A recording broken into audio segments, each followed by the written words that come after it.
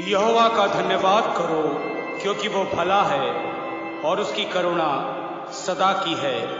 यहोवा के छुड़ाए हुए ऐसा ही कहें जिसे उसने शत्रु के हाथ से दाम देकर छुड़ा लिया है। यहोवा का धन्यवाद करो क्योंकि वो भला है और उसकी करुणा सदा की है। आइए हम सब अपने सरों को झुकाएं, प्रार्थना में चलें। कुद्दूस और जलाली बाप, शुक्रगुजार है खुदावन तमाम रहमतों के लिए जिससे आपने हमें नवाजा और प्रभु जिंदों की ज़मीन पे बना के रखा। और खुदावन ये आपकी मोहब्बत है कि हमने आज का दिन देखा और सही सलामती से प्रभु इस विश्रामवार में प्रवेश करने पाए। खुदावन हम आपका तहे दिल से शुक्र अदा करते हैं। तमाम मसीहों को पिता परमेश्वर आपने अपने फजल से बचा के रखा है। मेरठ में प्रभु कलीसियाओं पे प्रभु आपका अनुग्रह है कि आपके लोग बचाए जा रहे हैं। प्रभु जी, जब सारे तरफ प्रभु अफरा तफरी है, महामारी से पिता परमेश्वर परेशानी है, आपने अपने लोगों को बचा करके रखा है। खुदावन हम आपका हृदय से धन्यवाद देते हैं, धन्यवाद देते हैं प्रभु जी कि आपने हमें ये मौका दिया कि हम सब प्रभु आपकी बशारत के लिए जमा होने पाए। खुदावन चाहे हम अपने हैकलों में, चाहे अपने घरों में प्रभु जी, चाहे अपने परिवारों के साथ या अकेले, जिस रूप में भी प्रभु हम आपकी आराधना कर सकते हैं प्रभु, हम उस रूप में आपकी आराधना करते हैं। सच में प्रभु आप सृष्टिकर्ता है, आपने हमें रचा है प्रभु जी, और आपने हमें इस योग्य बनाया खुदावन कि हम आपकी परस्तिश करने के लिए पिता परमेश्वर आपके सम्मुख आए हैं। हमारा प्रभु इस तरीके से मिलना खुदावंद प्रभु, हमारा हाथ जोड़ना, प्रार्थना करना, गीतों को गाना, वचन का पढ़ना और शेयर करना, सब प्रभु आपको महिमा देने के लिए खुदावंद होने दीजिए। पिता परमेश्वर ये सेवा आपको ग्रहण योग्य हो। जितने लोग प्रभु आज इस इबादत से जुड़ते हैं प्रभु अपनी रहमत से उन सबको भरे, उनके जीवन की प्रभु हर एक प्यास को पिता परमेश्वर, हर एक पिता परमेश्वर जो उनकी सोच और विचार है, हर एक आवश्यकताओं को प्रभु अपने स्वर्गीय भंडार से पूरा करे, अच्छी सेहत अता करे। खुदावन पिता परमेश्वर अपनी तमाम कलीसियाओं को आपके पवित्र हाथों में रखता हूं और प्रभु हर एक जो पिता परमेश्वर इस कलाम से जुड़ता है उसको आपके पवित्र हाथों में रखता हूं। और पिता परमेश्वर इस विनती को बड़े विश्वास और आदर के साथ खुदावन यीशु मसीह के नाम से मांगता सुनिए और कबूल कीजिए। आमीन।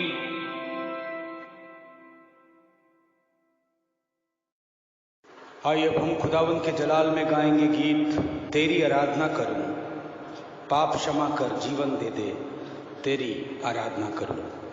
हम सब मिलकर गाएंगे।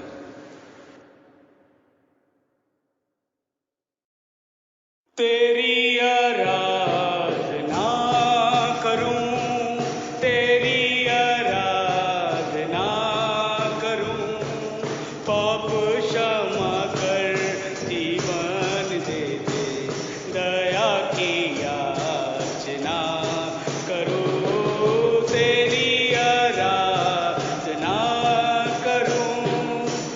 जी महान सर्वशक्तिमान तू ही है मेरे जीवन का संगी, तू ही महान सर्वशक्तिमान, तू ही है मेरे जीवन का संगी।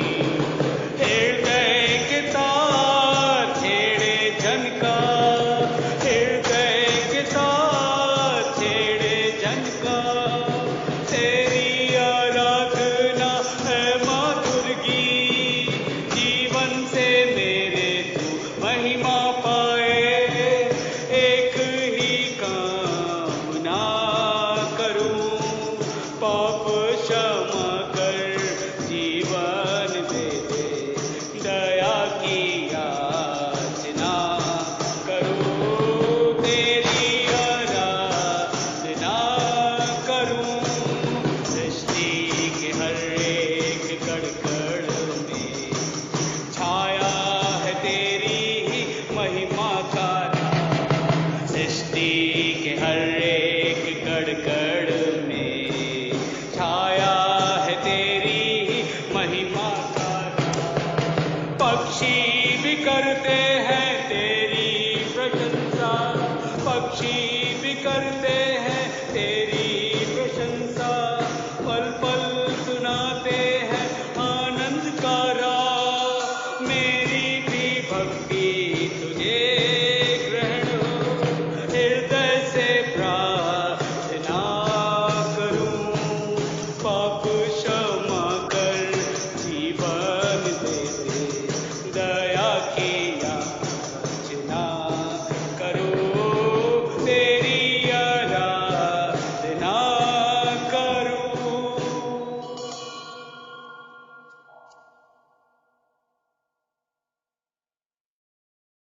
आइए हम सब परमेश्वर के कलाम से निकालेंगे लूका रचित सुसमाचार, उसका 12वां अध्याय, उसकी 13 आयत से लेकर 21 आयत तक। लूका रचित सुसमाचार, उसका 12वां अध्याय, उसकी 13 आयत से लेकर 21 आयत तक। कलाम इस प्रकार से कहता है, फिर भीड़ में से एक ने उससे कहा, हे गुरु, मेरे भाई से कह कि पिता की संपत्ति मेरे साथ बांट ले।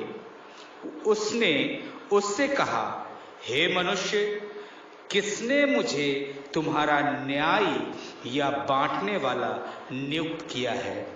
और उसने उनसे कहा, चौकस रहो और हर प्रकार के लोभ से अपने आप को बचाए रखो, क्योंकि किसी का जीवन उसकी संपत्ति की बहुतायत से नहीं होता है। उसने उनसे एक दृष्टांत कहा, किसी धनवान की भूमि में बड़ी उपज हुई। तब वह अपने मन में विचार करने लगा, मैं क्या करूं, क्योंकि मेरे यहाँ जगह नहीं जहां अपनी उपज इत्यादि रखूं। और उसने कहा, मैं ये करूंगा, मैं अपनी बखारियां तोड़कर उनसे बड़ी बनाऊंगा और वहां अपना सब अन्न और संपत्ति रखूंगा और अपने प्राण से कहूंगा कि प्राण, तेरे पास बहुत वर्षों के लिए बहुत संपत्ति रखी है, चैन कर, खा पी, सुख से रह। परंतु परमेश्वर ने उससे कहा, हे मूर्ख, इसी रात तेरा प्राण तुझसे ले लिया जाएगा। तब जो कुछ तूने इकट्ठा किया है वो किसका होगा? ऐसा ही वो मनुष्य भी है जो अपने लिए धन बटोरता है, परंतु परमेश्वर की दृष्टि में धनी नहीं है। ये क्रीस का सुसमाचार है। इसके पढ़े, सुने और ग्रहण किए जाने पर प्रभु की आशीष हो। आमीन। इससे पहले कि हम कलाम में चलें, आइए हम सब अपने सरों को झुकाएं, प्रार्थना में चलें।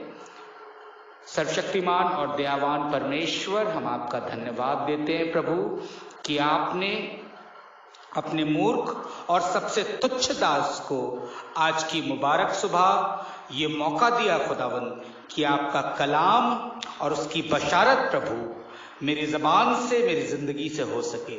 तो खुदावंद, अपने दास को अपने हाथों में पूर्ण रूप से लीजिए और प्रभु जी, वो कलाम जो आपने मुझे दिया, जिसने मुझसे बातचीत करी प्रभु, ये कलाम तमाम लोग जो आज इस कलाम को सुनते हैं प्रभु, क्योंकि आपका कलाम कहता विश्वास सुनने मात्र से ही होता है। तो जो कोई आज इस कलाम को सुनता है वो आपके कलाम से परिपूर्ण हो और उसकी आशीष से लाभान्वित हो। प्रभु, अपने दास को, अपनी कलीसियाओं को प्रभु आप अपने हाथों में ले लीजिए और पिता परमेश्वर, भटका देने वाली तमाम दुष्ट आत्माओं से हमें दूर रखिए और प्रभु अपने कलाम पे केंद्रित होने की सामर्थ्य हमें दीजिए। खुदावन यीशु मसीह के नाम से मांगते, सुनिए और कबूल कीजिए। आमीन।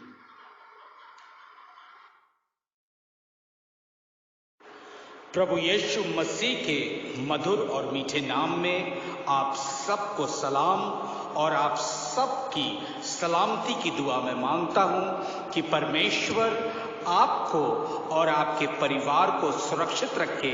जहां कहीं भी आप जाते और आते हैं, खुदावंद अपनी पनाह में आपको महफूज बना के रखे और लगातार आपके द्वारा और हम सब के द्वारा परमेश्वर अपनी महिमा कराता रहे। खुदावंद ने ये मुबारक मौका मुझे और आपको दिया कि हम जिंदा हैं। बाइबल कहती है जिंदा हैं तो हम आगे बढ़ सकते हैं। जैसे जिंदा मछली होती है, आगे बढ़ती है। बहाव के विरोध में आज बहाव है शैतान का, आज बहाव है इस संक्रमण का, लेकिन मुझको और आपको परमेश्वर ने आज की सुबह तक जिंदा मछली बना के रखा ताकि हम बहाव के विरोध में आगे चलेंगे और अपने जीवन के सार को प्राप्त करेंगे, अपने जीवन के सार को प्राप्त करेंगे। अजीजों, इंसान जब तक जीता है तब तक या तो जीतता है या तो सीखता है। हम हमेशा कहते हैं हार गए, हारता नहीं है। हम कभी प्रभु यीशु मसीह ने जिनको अपने खून से खरीदा है, उनमें से एक भी शख्स कभी हार नहीं सकता। या तो हम जीतते हैं या तो हम सीखते हैं। और सीखना मतलब अनुभव प्राप्त करते हैं। और अनुभव कब मिलता है हमें? जब हमें ठोकर लगती है। परमेश्वर अपना अनुभव मेरे और आपके जीवन में कराना चाहता है। हम चाहता है कि हम परमेश्वर को जाने, पहचाने, उसकी समझ में आगे बढ़े। क्योंकि खुदावन चाहता है कि हम किताबी ज्ञान से आगे बढ़कर आध्यात्मिक ज्ञान में आगे बढ़ते चले जाएं। अजीजों, हम जितना भी किताब पढ़ेंगे, हम किताब पढ़ के अच्छे आलिम फाजिल तो बन सकते हैं, हमारे पास डिग्रीज हो सकती हैं, लेकिन हम सीखते कब हैं? जब हमें अनुभव होता है।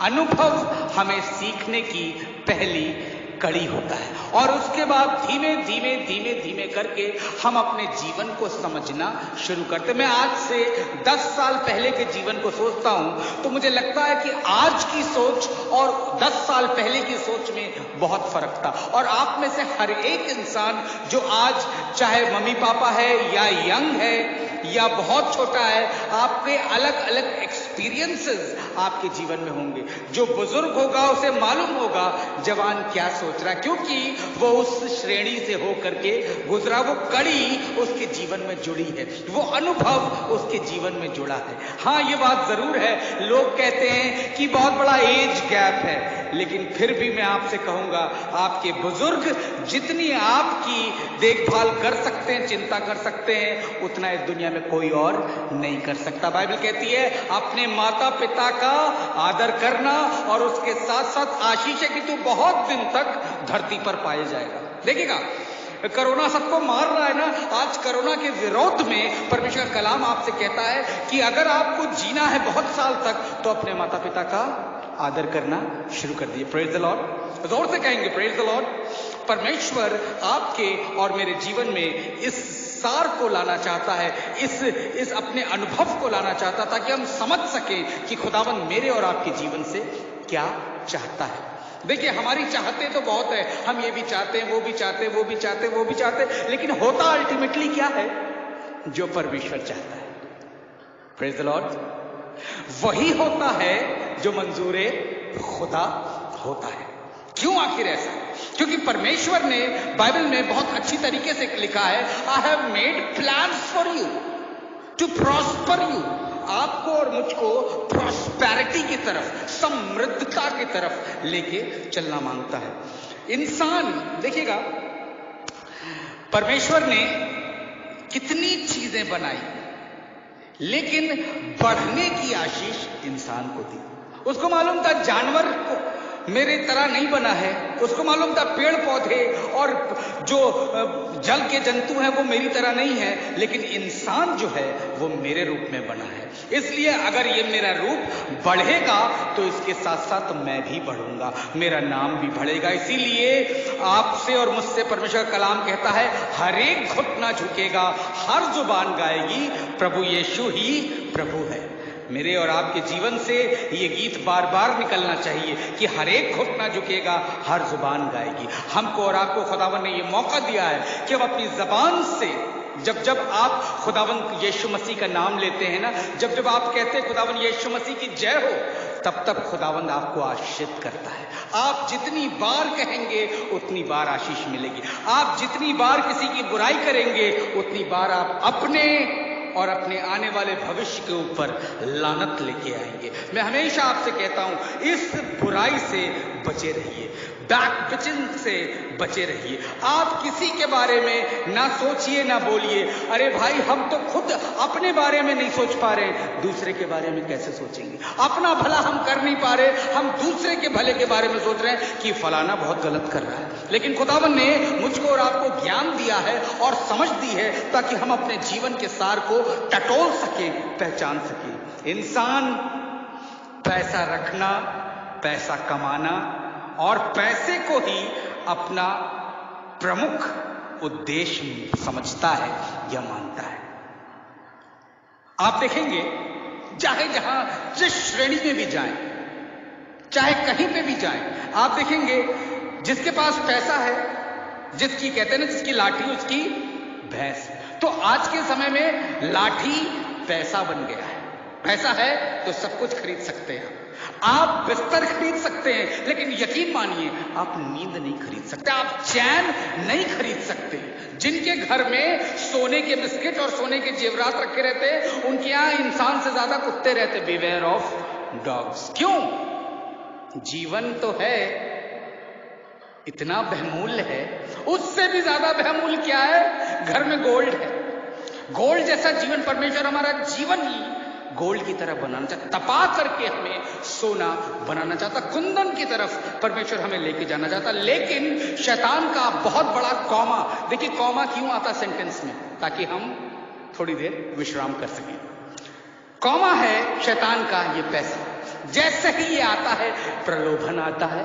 देखिएगा आप न्यूज़पेपर उठा के देखिए, मेरठ के शहर में, मेरठ शहर में ही आपको इतनी ज्यादा घटनाएं मिलेंगी, लूट, चोरी, डकैती, खून, कत्ल, ये सब कुछ हो रहा है। पीछे पर्पस क्या है? उद्देश्य क्या है? पैसा। अगर पैसा, यही पैसा हमें एक दूसरे से दूर करता है, यही पैसा हमें एक दूसरे से दूर करता है। मेरे अजीजों, अगर आप पढ़ेंगे लूका रचित सुसमाचार उसका 12वां अध्याय उसकी 20वीं आयत, तो कलाम कहता है, आज ये कलाम मुझसे और आपसे बहुत खुल के कह रहा है, अगर तेरे प्राण, ये उस जमाने की बात नहीं, आज की जमाने की, प्रेजेंट टेंस में अगर इसको देखें तो परमेश्वर का कलाम कह रहा है, अगर आज तेरे प्राण तुझसे ले लिए जाएं तो क्या होगा? जो तूने कमाया, जो तूने रखा, वो सब यहीं का यहीं रह जाएगा, है ना? बस 2 गज कफन ही हमारी दौड़ में शामिल हो पाएगा, 2 गज जमीन हमें मिल पाएगी और उसमें ही हम दफन हो जाएंगे। हमारी सारी सोच, सारे विचार, सब कुछ वहीं का वहीं धरे रह जाएंगे, सब कुछ मिट जाएगा। मेरे अजीजों, खुदावन मुझे और आपको बचाना चाहता है। उस व्यक्ति से, उस व्यक्ति का उदाहरण परमेश्वर मेरे और आपके सामने रखता है, इसलिए ताकि मैं और आप सीख सकें कि पैसे से हम बखारियां बना सकते हैं, पैसे से हम गाड़ियां खरीद सकते हैं, पैसे से हम अच्छे अच्छे बिस्तर खरीद सकते हैं, अच्छे अच्छे डेस्टिनेशंस पे जा सकते हैं, अच्छी अच्छी नौकरियां खरीद सकते हैं, लेकिन पैसे से हम अपने प्राण को नहीं खरीद सकते। खुदावन आज मुझे और आपको बताना चाहता है कि हम पैसे से सब कुछ नहीं खरीद सकते। सबोपदेशक का लिखने वाला कहता है, सब कुछ सुना गया, अंत की बात यह है कि परमेश्वर का भय मान और उसकी आज्ञाओं का पालन कर, क्योंकि मनुष्य का संपूर्ण कर्तव्य यही है ना? सबोपदेशक क्या लिखता है? सब कुछ व्यर्थ ही व्यर्थ है, सब चीज व्यर्थ ही व्यर्थ है। पहली चीज कहता है, पैसा मैंने कमाया। दुनिया के धनवानों में से नाम था किसका? सुलेमान बादशाह का। इतना पैसा, गोल्ड और सिल्वर के यूटेंसिल्स थे उसके, जिसमें वो खाना खाता था वो सोने के, वो चांदी के, हीरा मड़ी हुई चीजें, उसकी दीवारों पे सोना चिपका था, लोग देखने आते थे, प्रदर्शनी जैसा लगता था। लेकिन वही सुलेमान आज मुझसे और आपसे कहता है, इतना भी मत दौड़िए कि आप थक जाइए, इतना भी मत दौड़िए कि आपका दम फूलने लगे। आज सबसे ज्यादा प्रॉब्लम क्या हो रही है आपको मालूम है? इस धरती, इस यूपी में ऑक्सीजन की कमी है। सिलेंडर है ना, दावे हो रहे हैं सिलेंडर है, बहुत ऑक्सीजन है, लेकिन बीमारों से पूछिए। इसीलिए प्रिवेंशन कहा गया, prevention is better than cure. सरकार आपसे बार बार कह रही है प्रिवेंशन कीजिए, ताकि क्योर करने की जरूरत ही नौबत ही ना आए। आप अपने आप को बचा सकते हैं तो बचा लीजिए, नहीं अगर आप इसकी चपेट में आ गए, इस रोगाणु, इस कीटाणु के चपेट में आ गए, तो यकीन मानिए आपकी भी वही हालत होगी, आपको भी सिलेंडर लेकर के दौड़ना पड़ेगा। मैंने देखा एक वीडियो, एक बीमार अपने हाथ में पकड़ के सिलेंडर चल रहा था, कोरोना का मरीज। कैसी हालत हो गई है। मेरे अजीजों, उद्देश्य क्या है? आपके जीवन का सार क्या है? सिर्फ पैसा है।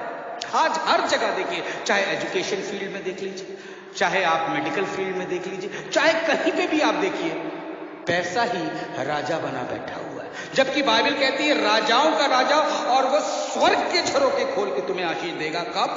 जब तुम अपना दसवांश उसके भवन में लेके आओगे।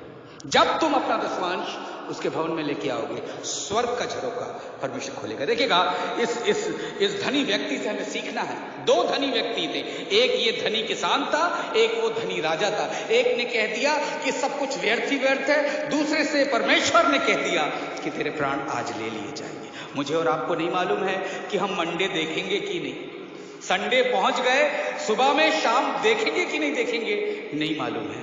तो जो वक्त मिला है, कहता है सब उपदेशक उसका 12वां अध्याय उसकी 13वीं आयत की अंत की बात यह है कि परमेश्वर का भय मान और उसकी आज्ञाओं का पालन करें। इंसान सोचता है कि अगर हम महान कार्य करेंगे ना, बड़े बड़े अच्छे ये कर लेंगे वो कर लेंगे, कि हमेशा हमको याद किया जाएगा। ये भी गलत है, ये भी गलत है। कोई बहुत जल्दी इंसान भूल जाता है। बाइबल बार बार कहती है याद रखना, रिमेंबर। यीशु मसीह ने जाते जाते भी कहा do this in remembrance of me, मेरी याद में ऐसा करना। याद तो करोगे किसी बहाने से ही करो, लेकिन करो। उसको मालूम था कि 2020 में इंसान इतना मसरूफ हो जाएगा अपनी जिंदगी में, अपनी चीजों में, कि वो मुझे भूल जाएगा। और तब समय आता है मसरूफियत से बाहर निकलने का, और तब आता है, पूछा जाता है उद्देश्य क्या है। इंसान बिल्डिंग्स बनवाता है, बड़े बड़े राजमहल बनवाता है। मैंने देखा बहुत सारे लोग अपने नाम को लगवाते हैं कि उनका नाम रहे।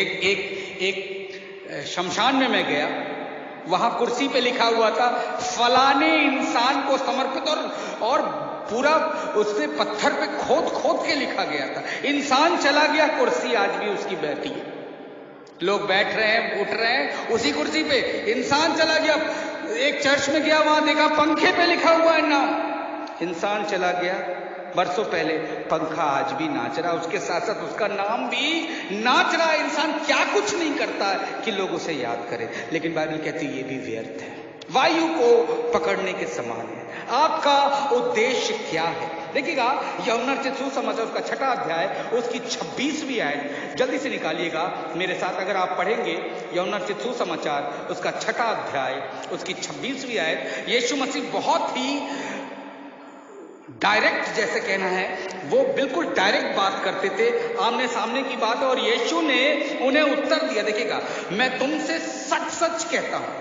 एक सच से काम नहीं चला, दोबारा यीशु मसीह को भी डबल बार बोलना पड़ा। मैं तुमसे सच सच कहता हूं, तुम मुझे इसलिए नहीं ढूंढते हो कि तुमने आश्चर्य कर्म देखे, परंतु इसलिए कि तुम रोटियां खाकर तृप्त हुए। पापी पेट का सवाल है, पापी पेट का सवाल है। देखिएगा, खुदावंद आज यीशु मसीह, ये मोटिव था। लोग यीशु मसीह के पीछे चलते थे, उनको मालूम था ये रब्बी तो बड़ा चमत्कारी है, मिरेकल करता है, ये हमें रोटी तो दे ही देगा। रोटी खाई, मछली खाई और टोकरे भी उठा लिए, तो लोगों को लगा अब जब भी चाहेंगे रोटी मिलेगी, रोटी और बोटी तो मिलती रहेगी हमें। मेरे अजीजों, आपका उद्देश्य क्या है? किसी कार्य को करने के पीछे आपका उद्देश्य, परमेश्वर आपके मोटिव्स को देखता है। आप भले से खूब दान पुण्य कीजिए, बाइबल कहती है दान करो इधर से तो उधर वाले को पता ना चले, लेकिन हम और आप क्या करते हैं? कई लोगों को मैंने देखा है, बताइएगा मत पादी साहब, जोर से बोलते इतना बताइएगा मत भाई साहब कि सब लोग सुन लें, उसके बाद बताइएगा मत भाई साहब कि हमने ये किया। Praise the Lord. देखिएगा, कलाम है, ये बहुत तेज चोट देता है। अक्सर मैंने देखा और सुना है कि बुद्धिमान व्यक्ति को हर इंसान अपने साथ रखता है, या कहा जाए तो श्रेणी में सबसे ऊपर हम लोग बुद्धिमानों को रखते हैं। सभी ऊंचे पदों पर बुद्धिमानों को ही बैठाया जाता है, पर दुनिया के सबसे बड़े बुद्धिमान व्यक्ति सुलेमान ने, जिसकी बुद्धिमत्ता के बारे में सुनकर देश विदेश के लोग उससे मिलने आते थे, देखिए क्या कहता है सबोपदेशक उसका 2वां अध्याय, जल्दी से निकालिएगा, सबोपदेशक उसका 2वां अध्याय उसकी 16 और 17 है। सबोपदेशक 2वां अध्याय उसकी 16 और 17 है। मैं पढ़ूंगा, क्योंकि ना तो बुद्धिमान का और ना मूर्ख का स्मरण सदा बना रहेगा। देखिएगा, अगर आप सोचते हैं बुद्धिमान है, आपके बुद्धि के अनुरूप आपको पद मिला है, आपके बुद्धि के अनुरूप आपको आगे बढ़ाया गया है, तो यकीन मानिए एक दिन वो भी मिट जाएगा। ये धूल बड़ी बुरी चीज है, हर चीज पे चढ़ जाती है। बुद्धिमान का और ना मूर्ख का स्मरण सर्वदा बना रहेगा, परंतु भविष्य में सब कुछ भुला दिया जाएगा। बुद्धिमान कैसे मूर्ख के समान मरता है। इसलिए मैंने अपने जीवन से घृणा की, क्योंकि जो काम संसार में किया जाता है मुझे बुरा मालूम हुआ, क्योंकि सब कुछ व्यर्थ और वायु को पकड़ना है। सब कुछ व्यर्थ और वायु को पकड़ना है। देखिएगा, यही है हमारे जीवन का सार। हम जिंदगी भर पैसे के पीछे दौड़ते हैं, जिंदगी भर हम ऐसी चीजों को करने की फिराक में रहते हैं जिससे हमारा नाम, हमारा फेम बना रहे। हम जिंदगी भर बुद्धिमान बनने की कोशिश करते हैं या बुद्धिमानों को अपनी टीम में रखने की कोशिश करते हैं ताकि हमारा दबदबा बना रहे। बाइबल कहती है सब कुछ व्यर्थ है। तो करना क्या है? तो फिर वहीं पे आते हैं घूम करके परमेश्वर का कलाम सब उपदेशक के मार्फिक कहता है परमेश्वर का भय मानना और उसकी आज्ञाओं का पालन करना मेरे और आपके लिए लाजमी है। ये राजा सुलेमान बहुत धनी था। आज हम धन, पद, नाम और लोभ की दौड़ में इतने व्यस्त हो गए हैं कि हमारे जीवन के लक्ष्य की दिशा छोड़ दी है। हमारे मनों में परमेश्वर को जानने और उसे पहचानने की इच्छा नहीं के बराबर रह गई है। उद्धार को प्राप्त करने का प्रश्न हमारे विवेक को कचोटता नहीं है। आज खुदावन ने हमें मौका दिया है कि हम उद्धार प्राप्त कर सकते, छुटकारा मिल सकता है आपको उस सोच, उस विचार से जो सिर्फ पैसे में लिप्त है, जो सिर्फ नाम में लिप्त है, जो सिर्फ अपने आप को सिद्ध करने में लिप्त है। आज खुदावंद आपको उससे दूर लेकर के चलना चाहता है ना। नीले आसमां के पार जाएंगे, मेरा यीशु रहता रहा वहां। आज खुदावंद आपको वहां तक ले जाना चाहता है जहां तक आपकी सोच से परे परमेश्वर आपको ले जाना चाहता है। आइए हम अपने सर को झुकाएं, दुआ में चलें। कुद्दूस और जलाली बाप शुक्रगुजार हैं खुदावंद इस कलाम के लिए जिससे आपने हमें बताया प्रभु कि हम किस तरीके से अपने जीवन के सार को पकड़ सकते हैं, किस तरीके से प्रभु हम पिता परमेश्वर अपने जीवन को प्रभु अंत में यही बात आती है कि आपका भय माने और आपके साथ चलेंगे तो हमें सब कुछ सारी आशीषें मिलेंगी। खुदावंद मैं आपसे प्रार्थना करता हूँ अपनी कलीसिया के लिए, मेरी कलीसिया को आशीषित कीजिए। जितने लोग आज इस कलाम को सुनते हैं, पढ़ते हैं, वो आशीष को पाएं पिता परमेश्वर। हम समझ सकें कि हमारा जीवन कितना क्षणभंगुर है, कब खत्म हो जाएगा हमें मालूम नहीं है। खुदावंद तमाम वो लोग जो आज सुन के आपके कलाम पे विश्वास करते हैं आपकी आशीष से परिपूर्ण किए जाए। सारी आदर सारी महिमा आपको देते हैं, विनती बड़े विश्वास के साथ यीशु नासरी के नाम से मांगते, सुनिए और कबूल कीजिए, आमीन।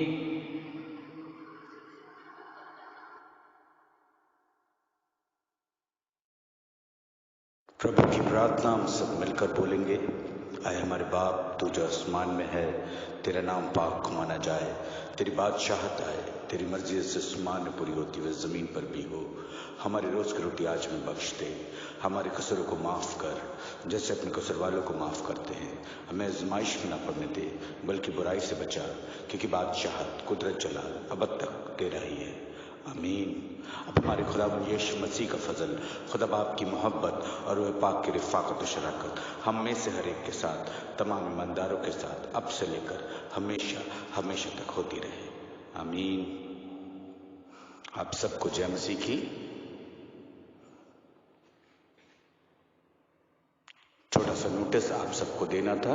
सेंट एंड्रूज चर्च जई और सेंट जेम्स चर्च कंकड़खेड़ा के तमाम निवासियों को और वो लोग जो यहाँ के मेंबर हैं उन सब तक ये संदेश देना था कि आप सब 27 तारीख को जब चर्च खुलेगा तो आपसे मेरा अनुरोध है कि अपना चर्च फंड और ग्रेवयार्ड फंड ज़रूर लेकर के आएँ। गुड फ्राइडे और ईस्टर की थैंक्सगिविंग ज़रूर लेकर के आएँ और आप ट्रेजरर साहब को ये सारी अपनी गिविंग्स दें, अपने चर्च फंड, ग्रेवयार्ड फंड, अपनी थैंक्स गिविंग जो ईस्टर की थी, गुड फ्राइडे की थी, आप सब ले आकर के जमा करें, क्योंकि हमने असेसमेंट दिया है और इस समय हम लोग फंड्स बहुत कम है चर्च में और इस साल का असेसमेंट भी हमारा देना बाकी है जो कि करीब 85,000 के करीब है। तो मैं आपसे गुजारिश करूंगा कि आप सब अपने दान को दें, ताकि हम डायसिस के प्रति जो हमारा निर्धारित शुल्क है उसको हम जमा कर सकें, जो हमारा असेसमेंट है, क्योंकि बहुत सारे परमेश्वर के दासों को और दासियों को जो तनख्वाहें मिलती हैं वो इसी असेसमेंट के बल पे दी जाती है। मैं आप सबसे गुजारिश करूंगा कि आप ज़रूर 27 तारीख को अपनी चर्च फंड और ग्रेवयार्ड फंड, अपनी थैंक्स गिविंग, ईस्टर की, गुड फ्राइडे की, जो कुछ भी है आप ज़रूर लेकर के आए चर्च में और ट्रेजरर साहब के पास जमा करें। Thank you very much. मैं जानता हूं कि आप ज़रूर इस कार्य को पूरा करेंगे। आप सबको खुदा बहुत आशीष दे। आप सबको परमेश्वर अपनी आशीष से परिपूर्ण करे और किसी भली वस्तु की घटी ना होने दे। मेरी ऐसी प्रार्थना आप सबके लिए। प्रभु आप सब पे अपनी दया करें। Praise the Lord.